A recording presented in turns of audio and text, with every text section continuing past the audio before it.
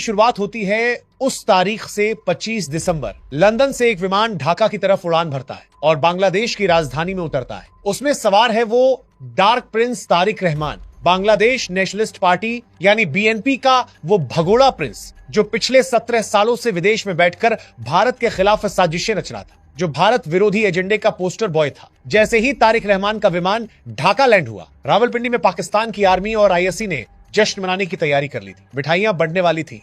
उधर बीजिंग में चीन को लगा कि बस अब तो काम हो गया, अब तो चटगांव पोर्ट हमारा हो जाएगा। उन्हें पूरी उम्मीद थी, पूरा भरोसा था कि तारिक रहमान एयरपोर्ट से बाहर आएंगे और आते ही दहाड़ेंगे, भारत हमारा दुश्मन है, हम भारत को सबक सिखाएंगे, हम भारत से बदला लेंगे। लेकिन हुआ क्या? हकीकत में क्या मंजर सामने आया? एयरपोर्ट से बाहर आकर लाखों की भीड़ के सामने तारिक रहमान ने जो भाषण दिया, उसने पाकिस्तान के जनरलों के अरमानों पर ठंडा पानी फेर दिया। उन्होंने भारत के खिलाफ एक शब्द नहीं बोला, उल्टा उन्होंने कहा हमें सबकी जरूरत है, हम पड़ोसियों के साथ शांति चाहते हैं। उन्होंने सांप्रदायिक सौहार्द की बात की, उन्होंने सबको साथ लेकर चलने की बात की। अब आप सोच रहे होंगे क्या इनका हृदय परिवर्तन हो गया? क्या ये अचानक लंदन से आकर महात्मा गांधी बन गए? क्या इन्हें अचानक भारत से प्रेम हो गया? जी नहीं दोस्तों, बिल्कुल नहीं। ये कोई हृदय परिवर्तन नहीं है, ये भारत का खौफ है, ये भारत की शक्ति का डर है। तारिक रहमान कोई कच्चे खिलाड़ी नहीं है, वो राजनीति के पुराने चावल है। वो बहुत अच्छी तरह जानते हैं कि शेख हसीना भले ही ढाका छोड़कर चली गई हूं, लेकिन वो आज भी भारत में सुरक्षित बैठी है। दिल्ली में बैठी हसीना ढाका में बैठे तारिक रहमान के लिए एक जिंदा परमाणु बम की तरह है। उन्हें पता है कि भारत के पास अभी भी वो तुरुप का इक्का है जिसे अगर चला दिया गया तो बांग्लादेश की राजनीति में फिर से भूचाल आ जाएगा। खबरें तो यहां तक हैं कि भारत ने बैक चैनल से तारिक रहमान को बहुत स्पष्ट और कड़ा संदेश दे दिया है कि अगर ढाका की जमीन का इस्तेमाल भारत के खिलाफ हुआ, अगर हमारे नॉर्थ ईस्ट में एक भी पत्थर आया या भारत विरोधी तत्वों को बढ़ावा दिया गया, तो हम अपनी सीमाओं को ऐसा सील करेंगे कि बांग्लादेश में सुई तो क्या हवा भी नहीं घुस पाएगी। शेर जब शांत बैठता है तो इसका मतलब ये नहीं कि वो सो रहा है, इसका मतलब है कि वो शिकार की गर्दन दबोचने के लिए सही पल का इंतजार कर रहा है। मेरी तरह आपको भी महसूस हो रहा है कि यही वो पल है जब बांग्लादेश की गर्दन भारत के हाथ में है। तो वीडियो को लाइक और चैनल को सब्सक्राइब करके और कमेंट में हिंदुस्तान जिंदाबाद लिखकर मेरे साथ आप भी देश की बुलंद आवाज बनिए। और फिर भारत ने वही किया। ढाका में सरकार बदल गई, संसद भवन जला दिए गए, चेहरे बदल गए, तख्त और ताज उछाल दिए गए। लेकिन दोस्तों, आज मैं आपको दावे के साथ कह सकता हूं कि उस पूरे खेल का रिमोट कंट्रोल आज भी नई दिल्ली के साउथ ब्लॉक में ही है। आज इस वीडियो में हम उस सच से पर्दा उठाएंगे जिससे वीडियो के आखिर तक आप जान जाएंगे कि बाप आखिर बाप ही होता है। लेकिन इस जियोपॉलिटिकल थ्रिलर में असली टर्निंग पॉइंट तब आता है जब तारिक रहमान भारत को साधने की, बैलेंस करने की कोशिश कर रहे थे, अपनी छवि सुधारने में लगे थे।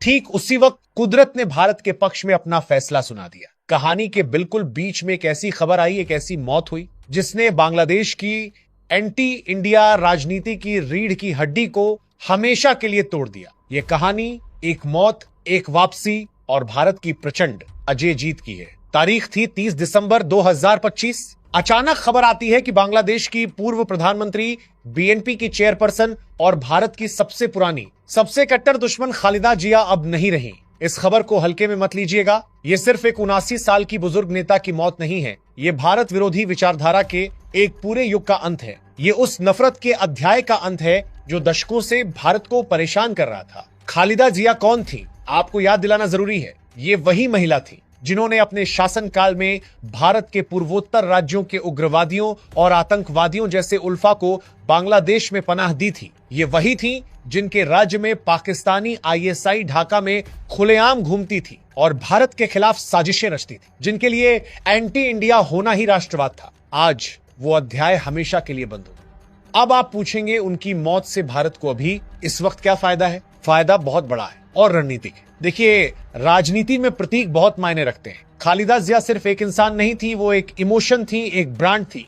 वो एक ऐसा चुंबक थी जो बांग्लादेश की सारी भारत विरोधी ताकतों को एक साथ चिपका कर रखती थी। जब तक वो जिंदा थी, बीएनपी के कार्यकर्ता एकजुट थे, कट्टरपंथी एकजुट थे। उनके जिंदा रहते हुए बीएनपी में बगावत करने की किसी की हिम्मत नहीं थी, लेकिन उनके जाते ही बीएनपी अनाथ हो गई है। तारिक रहमान उनके बेटे जरूर हैं, लेकिन उनके पास खालिदा जिया जैसा करिश्मा और उपकड़ नहीं है। खालिदा की मौत ने विपक्ष के अंदर एक बहुत बड़ा वैक्यूम पैदा कर दिया है और इतिहास गवाह है, जब भी सत्ता के गलियारों में ऐसा खालीपन आता है तो वहां गद्दी के लिए खून खराबा होता है, अंदरूनी कलह होती है। अब बीएनपी के अंदर ही कई गुट बन जाएंगे। जो नेता कल तक खालिदा के डर से चुप थे, अब वो तारिक रहमान को चुनौती देंगे। पार्टी के अंदर ही सिर फुटौवल शुरू होगा। सत्ता की मलाई खाने के लिए लोग आपस में लड़ेंगे। भारत यही तो चाहता था। दुश्मन जब आपस में लड़े तो बीच में मत बोलो, बस तमाशा देखो और समझ लो जीत तुम्हारी है।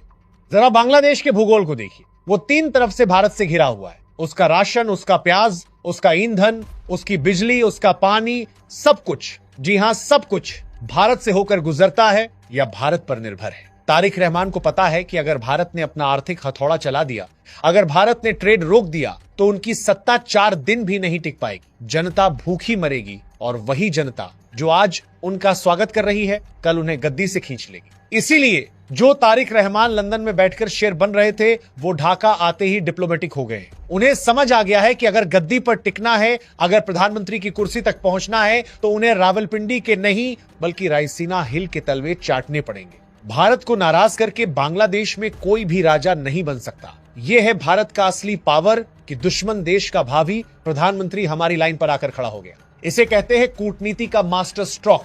खालिदा जिया की मौत के बाद अब बांग्लादेश में जो हो रहा है, उसे अगर हम गृह युद्ध की शुरुआत कहें तो गलत नहीं होगा। और मजे की बात यह है कि इस अराजकता का, इस अस्थिरता का रिमोट कंट्रोल इनडायरेक्टली भारत के हाथ। जरा वहां के जमीनी हालात देखिए।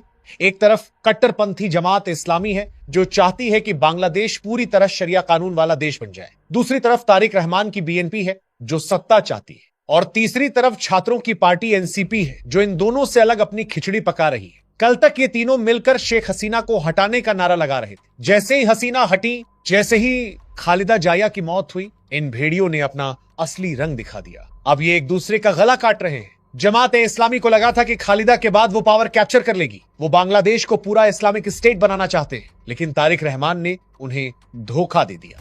तारिक ने चुनाव अकेले लड़ने का संकेत दे दिया। इससे जमात बौखला गई है। अब सड़कों पर बीएनपी और जमात के गुंडे आपस में भिड़ रहे हैं, बाजारों में गोलीबारी हो रही है, वो एक दूसरे के दफ्तर जला रहे हैं। और इस सबके बीच बेचारे नोबेल पुरस्कार विजेता मोहम्मद यूनुस, अमेरिका ने उन्हें मसीहा बनाकर भेजा था, लेकिन यूनुस चच्चा से अब देश संभल नहीं रहा। वो पूरी तरह लाचार दिख रहे हैं। उन्होंने अपनी सबसे बड़ी गलती तब की जब उन्होंने हसीना की पार्टी को बैन किया और सोचा कि अब वो हीरो बन जाएंगे, अपना रास्ता साफ कर लेंगे। लेकिन हुआ इसका उल्टा। उन्होंने मैदान साफ कर दिया और अब उस खाली मैदान में राक्षस आपस में लड़ रहे हैं और यूनुस सिर्फ दर्शक बनकर तमाशा देख रहे हैं। बांग्लादेश की अर्थव्यवस्था आईसीयू में है। गारमेंट इंडस्ट्री जो उनकी रीढ़ थी, बंद पड़ी है। विदेशी बायर्स ऑर्डर कैंसिल कर रहे हैं। हिंदुओं पर हमले हो रहे हैं, जिससे पूरी दुनिया में उनकी बदनामी हो रही है। यूनुस सरकार पूरी तरह फेल और लाचार हो चुकी है। अमेरिका का प्लान फेल हो चुका है। और दोस्तों, जियोपॉलिटिक्स का एक नियम है, जब पड़ोसी का घर जल रहा हो और वो खुद बुझाने में नाकाम हो, जब उसकी जेब खाली हो और पेट भूखा हो, तो उसे आखिर में किसके पास आना पड़ता है? जी हां, बड़े भाई के पास, यानी भारत के पास। और भारत ने एक बार फिर